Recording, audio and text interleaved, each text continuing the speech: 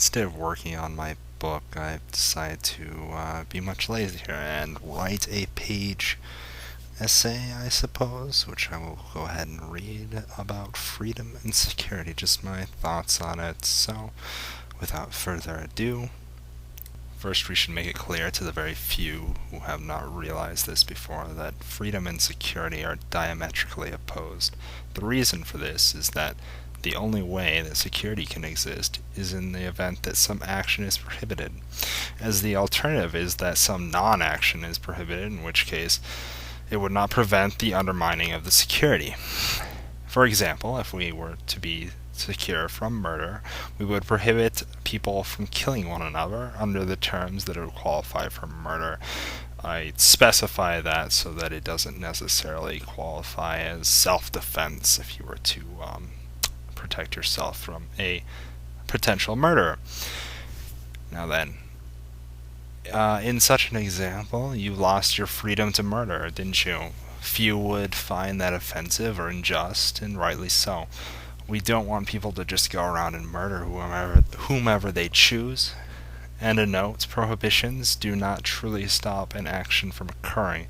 You technically have the freedom to do it, but this is tantamount to saying that when given the ultimatum of choosing action A, which isn't what one wants, or action B, which would get one killed or harmed for doing so, is a free choice. It's really not you're forced to choose action A, against your own will, no less. With that stated, let's think about how freedom works when we adjust the amount of economic security within a society. If there was a very high state-regulated economic security, the economic freedom would be very low. You must purchase this brand, you may only sell from now till then, etc.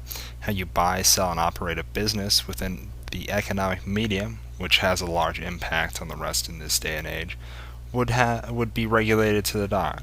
I think we can all agree that in such a society, freedom would be a scarce commodity. Yes, the Freudian slip. And what of the opposite? What if there was very little economic security that was state regulated? To give away the surprise, the twist, it would be just as much of a prison for the layman. Why? What do you think would happen within the markets as soon as the economic opportunity of the monopoly presented itself? It would be seized.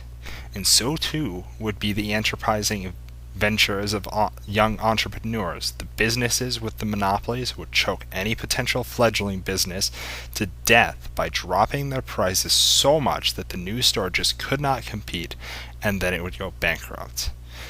After the incursion had been stopped, the monopoly would put their prices back up to whatever they were. And since they're the only business in town, they could charge whatever they wanted. 500% wholesale, 1,000, anything. And you would have to buy this brand. You could only sell from now till then, etc. But this time it would not be regulated by the state. No, it would be regulated by the CEOs. And a note, this has actually happened in the U.S. This is the reason why we have the monopoly and cartel laws that are loosely regulated.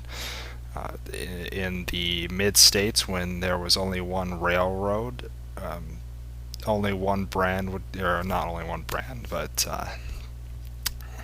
but the railroads would charge whatever they wanted for shipping taxes and stuff like that until other railroads came in, and they would choke other railroads and stuff like that.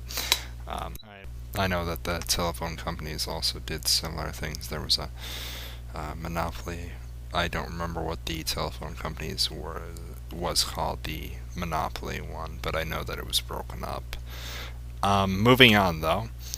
Knowing all this, and that we live in a society with more economic freedoms than just one choice, we can deduce that economic freedom flourishes somewhere in the middle. I would assume, with no real evidence to back me, that this apex of freedom, economic-wise anyway, would be in the middle, where state security and business security are even. But this would be something rather difficult to test, and it would probably have to be an accidental test, because no society would allow for their economy to just be completely revamped. You would have to be a economy that start out that way, just for the purposes of test. No one would agree that.